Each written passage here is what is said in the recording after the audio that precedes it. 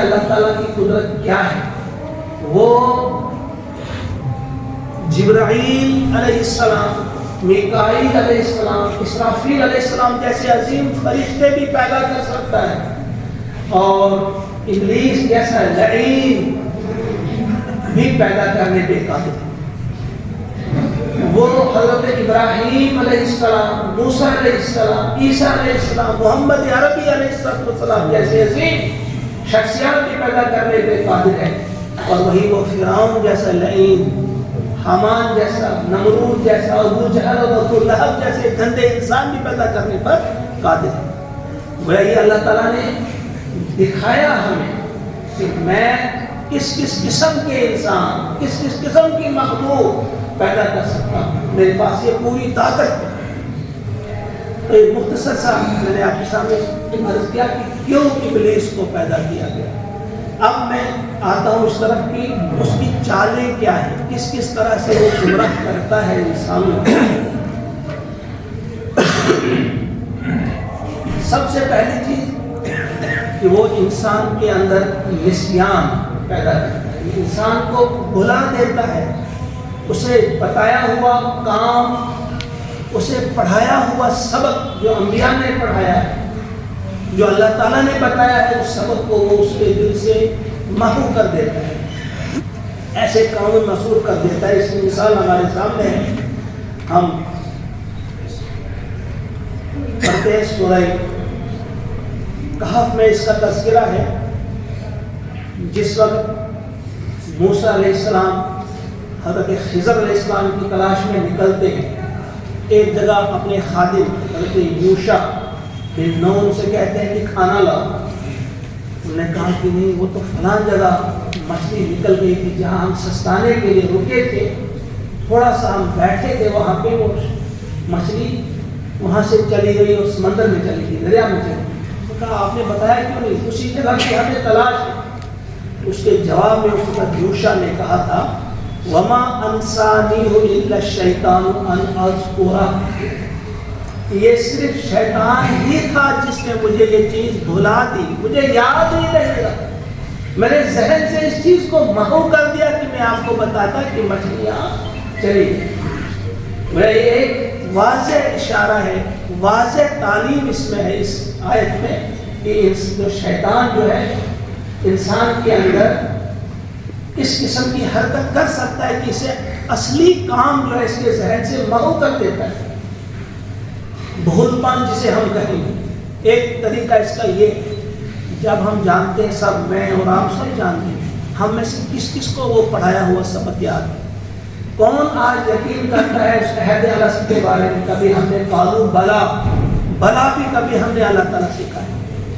ہم تو دن میں 5 مرتبہ نمازیں ادا کرتے ہیں، یہاں وعدہ کرتے ہیں اللہ سے کہ بس تیری ہی بندگی کریں گے، باہر جاتے ہیں بھول جاتے ہیں، یہ کون بلاتا ہے؟ تو اس چیز کی طرف دھیان دینا ہے کہ پہلا حربہ، پہلا طریقہ اور پہلی چال جو بیان کی گئی ہے، شیطان کیا کرتا ہے؟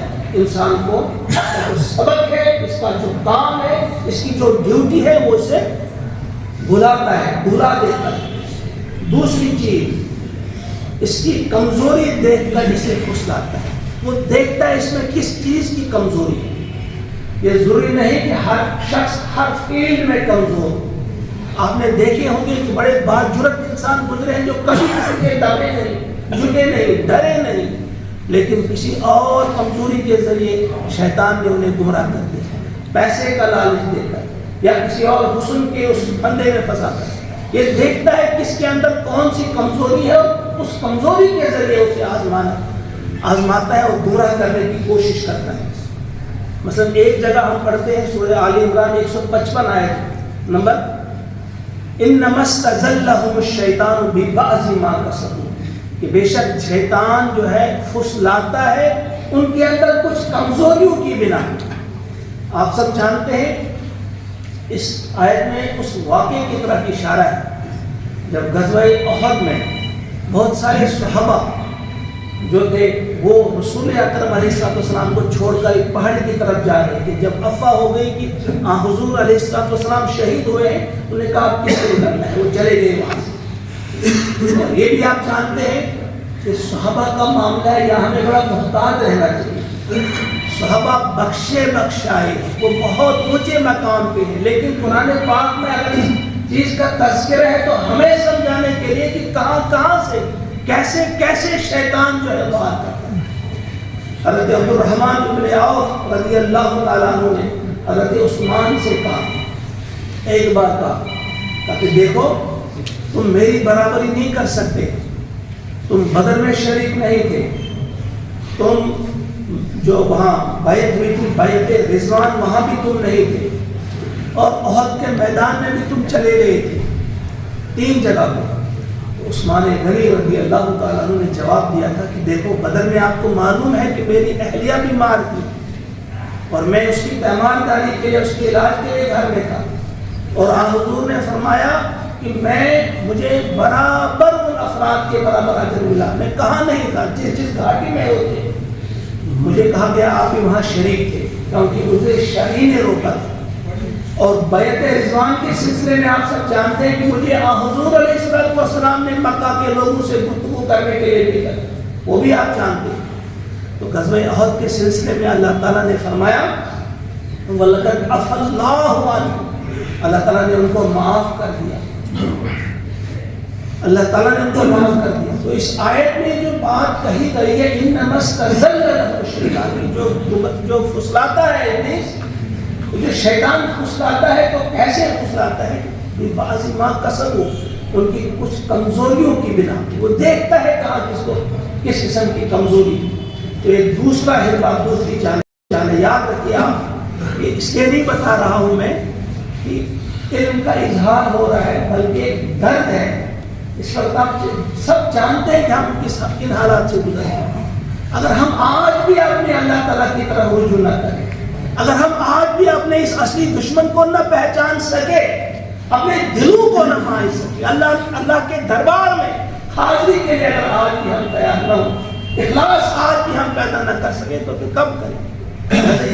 دیکھنے کی چیزیں بڑے درد سے کہوں گا اپنے بھائیوں سے کہ تھوڑا دھیان دینا۔ یہ دوسری کمزوری، یہ دوسری چال کی ابلیس کی۔ تیسری چیز وسوسہ، وہ وسوسہ ڈالتا ہے۔ یہ وسوسہ کیا ہے؟ اس کے لیے اللہ تعالیٰ نے فرقان نازل کی، یعنی کسوٹی جب انسان اللہ کا تقوی اختیار کرتا ہے اللہ تعالیٰ اسے ایک فرقان عطا کرتا ہے۔ جب اس کے دل میں کچھ خیالات آتے ہیں اللہ تعالیٰ اسی وہ چیز، وہ کسوٹی عطا کرتا ہے، جان لیتا ہے کہ یہ خیال جو آیا ہے مجھے، یہ میرا اپنا خیال ہے یا یہ ابلیسی خیال ہے، یہ شیطان کا وسوسہ ہے۔ آپ نے دیکھا ہوگا بڑے خیالات آتے ہیں آپ کے دل میں، میرے دل میں کہ فلاں کام کریں، یہ کریں، وہ کریں۔ تھوڑی دیر اس کام کے کرنے سے پہلے رک جائیے آپ، اس کے بعد ذرا دھیان دیجیے یہ کہیں وسوسہ تو نہیں ہے شیطان کا۔ آپ اسے آزمائیے قرآن پہ، قرآن ہم کو عطا کیا گیا ہے جسے فرقان کہا گیا ہے۔ یہ کسوٹی ہے، اس پر دیکھیں کہیں یہ ٹکراتا تو نہیں اللہ کے احکامات سے، پھر یہ آپ کا خیال اپنا نہیں ہوگا، پھر یہ ابلیسی خیال ہوگا، پھر یہ شیطانی خیال ہوگا۔ اور تیسرا کام اس کا کیا ہوتا ہے؟ تیسرا جو کرتب اس کا ہے وہ وسوسہ انداز، الذی یوسوس فی صدور الناس، آپ پڑھتے ہیں۔ چوتھی چیز جسے زخرفہ یا زینہ کہا جاتا ہے، ابھی اوپر شاید نے پڑھا لَأُزَيِّنَنَّ، یعنی خوبصورت بنا کر کوئی کسی چیز کو پیش کرنا۔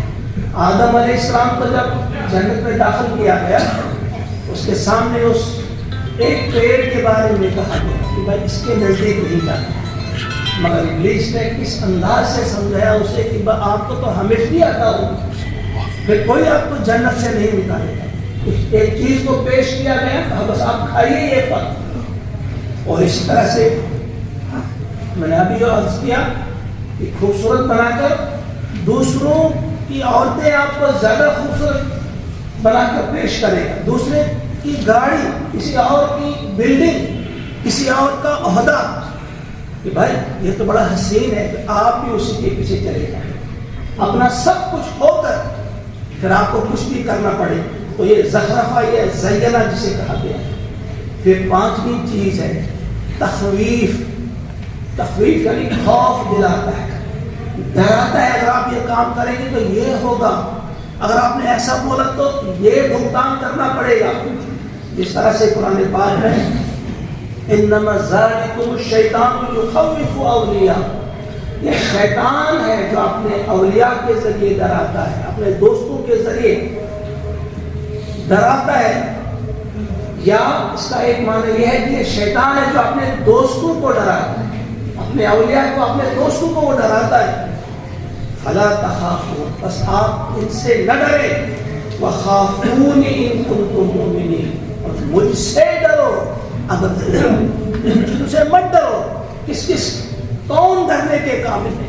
اگر ڈرنا ہے تو صرف ایک اللہ سے ڈرائے، کسی اور سے ڈرنے کی کوئی ضرورت نہیں. اسی طرح سے الشیطان یعدکم الفقر ویأمرکم بالفحشاء، شیطان ڈراتا ہے تمہیں فقر سے کہ اگر تم نے اللہ کی راہ میں دیا، انفاق کیا، کسی غریب، مسکین، مسجد، مدرسہ، یتیم خانہ اس کے لیے آپ نے دیا تو آپ فقیر ہو جاؤ گے، آپ غریب ہو جاؤ گے. ڈراتا ہے فقر سے، اور تمہیں ایک فحش کام، بے حیائی کا کام یعنی بخیلی پر آپ کو اکساتا ہے. لیکن یاد رکھیں اللہ کی راہ میں دینے سے انسان فقیر نہیں بنتا، غریب نہیں ہوتا، بلکہ اس کے مال میں اضافہ ہوتا ہے. ابھی امام صاحب مجھے کہہ رہے تھے کہ یہاں نچلی والی منزل جو ہے وہاں فرش کی ضرورت ہے. میں چاہوں گا کہ آپ اپنی جیبیں کھولیں، اللہ تعالیٰ کی راہ میں اللہ کے اس گھر کے لیے جتنا ہو سکے آپ دیں. اس سے انسان غریب نہیں ہوتا. حضرت عمر بن عبدالعزیز رحمۃ اللہ تعالیٰ جب آخری وقت تھا اپنے بیٹوں سے کہا کہ میرے پاس دو آپشن تھے. ایک یہ تھا کہ آپ کے لیے بہت دولت تک چھوڑتا نہیں، بہت کچھ دے کر سکتا تھا، تو پھر میرے لیے وہاں کیا تھا وہ آپ سب جانتے ہیں. دوسرا آپشن یہ تھا کہ میں تمہیں اللہ کے سپرد کر دوں، میں اپنی آخرت بنا دوں. اس وقت 5 درہم ملے وراثت میں، آپ سمجھو 5 روپے ان کو آئے. اور تاریخ گواہ اس بات پہ کچھ ہی عرصہ بعد ان کے ایک بیٹے نے عبدالعزیز جن کا نام تھا، ایک ہی دن میں 100 غلاموں کو خریدا اور ان کو آزاد کر دیا. یعنی اتنی دولت اس کے پاس آئی. ایک غلام خریدنا بہت بڑی بات ہے، 100 غلام خریدے اور ان کو آزاد کر دیا.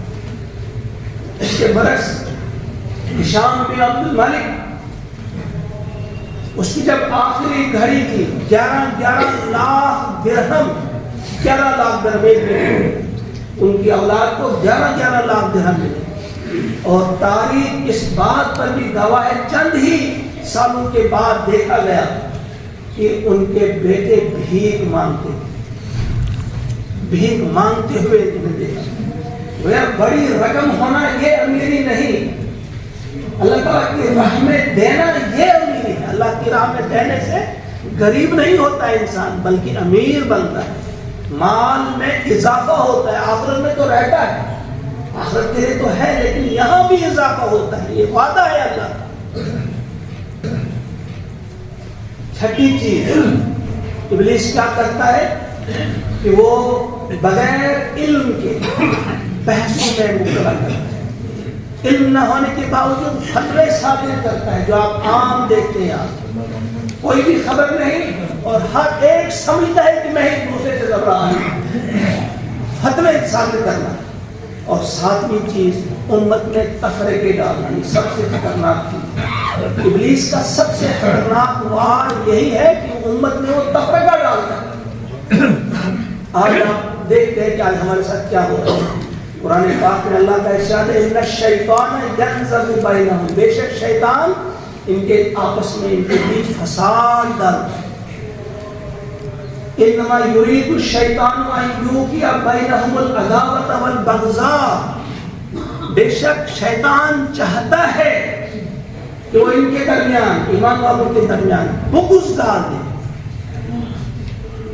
عداوت ڈال دے، دشمنی ڈال دے، آپسی جنگیں ہوں، آپس میں ایک دوسرے کی بات پسند نہ آئے. اور آج آپ دیکھتے ہیں جاننے والے ہی، عام لوگ نہیں. عام لوگ 70 سالہ زندگی بسر کرتے ہیں، لیکن جاننے والے، اپنے آپ کو عالم کہنے والے، اپنے سوا کسی کو جنتی ماننے کے لیے تیار نہیں. بس ہم ہیں، ہماری جماعت ہے، ہم ہیں، ہمارا مسلک ہے.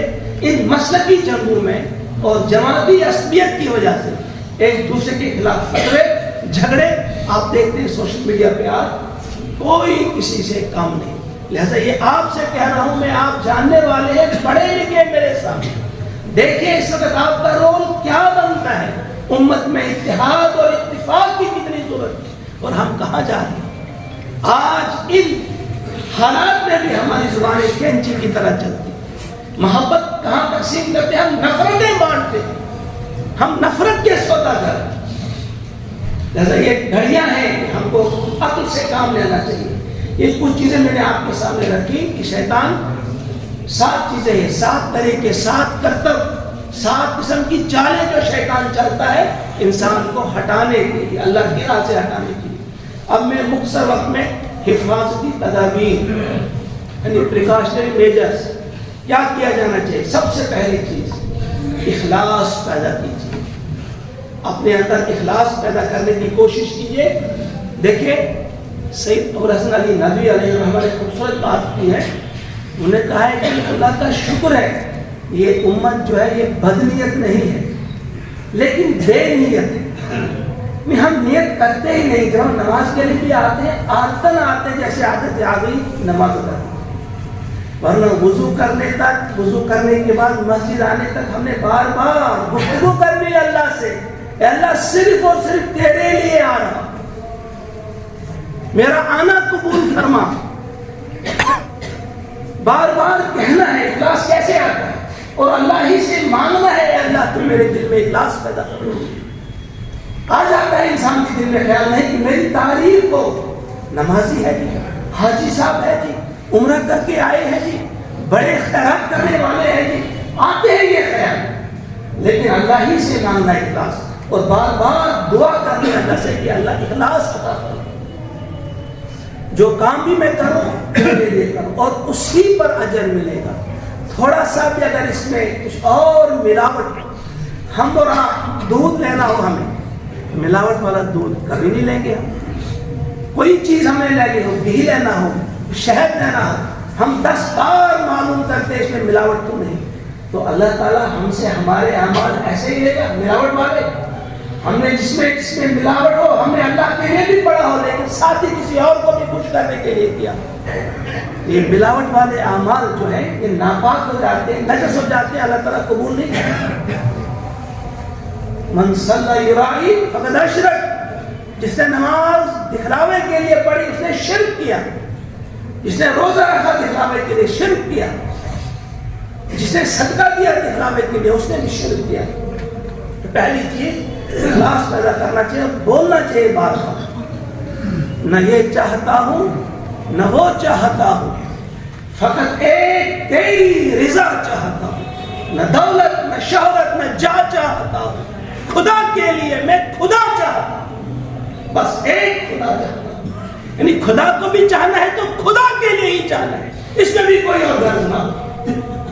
خدا کے لیے میں خدا چاہتا ہوں. اخلاص اپنے اندر پیدا کیجئے، یہی بنیادی چیز ہے. اخلاص نہیں ہے تو بخاری شریف کی پہلی حدیث آپ دیکھیں، وہاں نیت انما الاعمال بالنیات یہی بات کی گئی. تمام اعمال کا دار مدار نیتوں پر ہے. اگر نیت آپ کی درست ہے، اخلاص ہے، اللہ کے لیے کر رہے ہیں، آپ کے اعمال ان کی قدر کی جائے گی. کچھ اور خیال ہوگا کسی اور وجہ سے یہ ہوں گے ضائع. دوسری چیز اللہ کا ذکر کثرت سے کیا جائے. حضور علیہ السلام نے فرمایا الشیطان جاسم علی قلب ابن آدم، شیطان جو ہے پہرا لگائے آدم کی اولاد کے دل پر بیٹھا ہے، پہرا لگائے ہوئے دیکھ رہا ہے. اذا ذکر اللہ کھنسا، جو ہی اللہ کا ذکر کرتا ہے بھاگ جاتا ہے. وَإِذَا غَفَلَ وَسْوَسَ، جو ہی غافل ہو گیا اللہ کی یاد سے تو وسوسہ اس نے ڈال دیا. لہذا اللہ کا ذکر، اللہ کی کوئی یاد، اللہ کا ذکر صرف یہ نہیں ہے کہ آپ کچھ خاص الفاظ دہرائیں، بلکہ گفتگو کریں اللہ کے ساتھ، اللہ کو سمجھے آپ کہ آپ اللہ کو دیکھ رہا ہے، ایک ایک حرکت کو دیکھ رہا ہے. دوسری چیز اور تیسری چیز اللہ کی پناہ طلب کی جانی چاہیے. تعوذ وَإِمَّا يَنزَغَنَّكَ مِنَ الشَّيْطَانِ نَزْغٌ فَاسْتَعِذْ بِاللَّهِ. جو یہ محسوس کریں کہ وسوسہ ڈال رہا ہے شیطان، کوئی برا خیال آ رہا ہے، اعوذ باللہ کریے. شعور کی بیداری کے ساتھ. اعوذ کیا ہے؟ اس کا جو روٹ ورڈ ہے نا، اس کا میننگ جو اصل میں وہ ہے اس گوشت کو کہتے ہیں جو ہڈی کے ساتھ بالکل لگا ہوا ہوتا ہے، اسے چھٹتا نہیں. وہ جب ہم کہتے ہیں اعوذ باللہ، تو میں چمٹ گیا اللہ کے ساتھ. اللہ کی پناہ لینے سے کیا مراد ہے؟ باللہ من الشیطان الرجیم. اب شیطان جو ہے آپ کو خطر نہیں ہوگا، شیطان سے آپ محفوظ ہو گئے اب، کیونکہ آپ اللہ کے ساتھ چمٹ گئے. چوتھی چیز، جو کام آپ کریں گے بسم اللہ سے شروع کریں گے. اور پانچویں چیز، آپ تنہا ایک ایک نہیں رہیں گے، جماعت بن کر رہیں گے، جو انتہائی اہم چیز ہے، اجتماعی ہے. کونوا مع الصادقین، سچوں کے ساتھ ہو جاؤ، ایک بن کر رہو. الشیطان ذئب الانسان، شیطان انسان کا بھیڑیا ہے، کھا جاتا ہے جب ریوڑ سے الگ ہو جاتا ہے. اچھی صحبت اختیار کیجیے. بس یہی پہ ختم کروں گا. آخری بات جو کہوں گا کہ ابلیس کا جو آخری خطاب ہوگا، الوداعی خطاب، جب جنتیوں کو جنت میں چلے جائیں گے، جہنمیوں کو جہنم میں ڈال دیں گے، جب جہنم میں داخل کر دیا جائے گا اس وقت پھر خطاب کرے گا، الوداعی خطاب جو کرے گا. یاد رکھیے کیا کہے گا اس وقت. سورہ ابراہیم آیت نمبر 22 آپ دیکھیے. اس وقت ابلیس کہے گا ان سے، کیا کہے گا؟ ان اللہ وعدکم وعد الحق، بے شک اللہ تعالیٰ نے تم سے جو وعدہ کیا تھا وہ سچا وعدہ تھا. وَوَعَدْتُكُمْ فَأَخْلَفْتُكُمْ، میں نے بھی تم سے وعدے کی تھے لیکن میں نے وعدہ خلافی کی، میں نے تمہارا کوئی ایک وعدہ بھی پورا نہیں کیا. مگر ساتھ ہی جان لو وَمَا كَانَ لِي عَلَيْكُمْ مِنْ سُلْطَانٍ، لیکن میرے پاس کوئی ایسی طاقت نہیں تھی، یعنی میں نے زبردستی تمہیں اپنے پیچھے پیچھے نہیں لایا تھا، ڈنڈے مار مار کر میں نے تمہیں اپنے ساتھ نہیں لایا، تمہاری گردن میں رسی ڈال کر تمہیں نہیں کھینچا تھا. وَمَا كَانَ لِي عَلَيْكُمْ مِنْ سُلْطَانٍ إِلَّا أَنْ دَعَوْتُكُمْ، ہاں میں نے بلایا تھا تم آ جاؤ میری طرف. فَاسْتَجَبْتُمْ لِي، تو تم نے کیا کیا؟ تم نے لبیک کہا اور تم میرے ساتھ آ گئے. اب تم مجھے کیوں دوش دے رہے ہو؟ اگر مجھے سزا ملے گی بلانے کی تو تمہیں بھی تو آنے کی سزا ملنی چاہیے. تم کیا کم ہو؟ اگر میں نے بلایا اس کی سزا بھگت رہا ہوں میں، اور تم آئے، تم نے لبیک کہا میری سزا کو، تمہیں بھی سزا بھگتنی پڑے گی. فلا تلومونی، اب مجھے تم ملامت مت کرو. ولوموا انفسکم، اپنے آپ کو لعنت کرو، اپنے آپ کو ملامت کرو. وما انا بمصرخکم، میں تمہارے کسی کام اب نہیں آ سکتا، میں تمہاری داد رسی نہیں کر سکتا، میں تمہیں کوئی فائدہ نہیں پہنچا سکتا. وما انتم بمصرخی، اور نہ تم مجھے کوئی فائدہ پہنچا سکتے. گویا اگر میں تمہیں فائدہ پہنچا سکتا یا تم پہنچا سکتے، دوستی برقرار رہتی، کوئی کسی کو فائدہ نہیں. اب تم بھی بھگتو، میں بھی بھگتوں گا. یہ آخری خطاب ہوگا، الوداعی خطاب ہوگا ابلیس کا. اگر ہم یہ سننا چاہتے ہیں پھر کرو جو کرتے ہو، جو مرضی ہے کرو. لیکن اگر آپ اس خطاب کو نہیں سننا چاہتے بلکہ جنت میں اللہ تعالیٰ کی نعمتوں سے لطف اندوز ہونا چاہتے ہیں، پھر آج ہی واپس آنا ہوگا. یہ جو چند باتیں میں نے آپ کے سامنے رکھی، کاشمیری میجر جو میں نے بتائے، یہ در و دیوار گواہ ہے اس بات پر کہ آپ تک یہ بات پہنچی. اب آپ ہیں، آپ کو جواب دینا ہوگا اللہ کے ساتھ. میرے لیے نہیں آنا ہے، کسی اور کے لیے نہیں آنا ہے، بلکہ آپ نے اپنے رب سے مضبوط تعلق قائم کرنا ہے. اللہ کے ساتھ ایسا تعلق قائم کیجئے، دیکھیں کہ اللہ آپ کو دیکھ رہا ہے. یہی نہیں بلکہ ایسا محسوس کیجئے کہ آپ اللہ کو دیکھ رہے ہیں.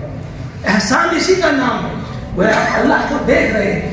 اللہ تعالیٰ سے دعا کیجئے کہ ہم سب کو توفیق عطا فرمائے کہ آج ان حالات میں بھی جب ہم اللہ سے دور ہیں، غافل ہیں، دائیں بائیں پتہ نہیں کہاں کہاں چلے جاتے ہیں، ہم کو اللہ توفیق عطا فرمائے کہ ہم عقل کے نام، ہم عقل سے کام لیں اور اللہ تعالیٰ ہم کو اپنے ساتھ ملا لیں، ہماری خطاؤں کو معاف کرے. بڑے بڑے بلنڈرز ہم کرتے رہتے، اللہ ہم سب کو معاف کر دے اور ہمیں حق پہ قائم رہنے کی توفیق عطا فرمائے. ہمیں سچا بننے کی توفیق عطا فرما اور ہمیں شیطان کی اس وسوسہ اندازوں سے محفوظ رکھ. ربنا تقبل منا انک انت السمیع العلیم.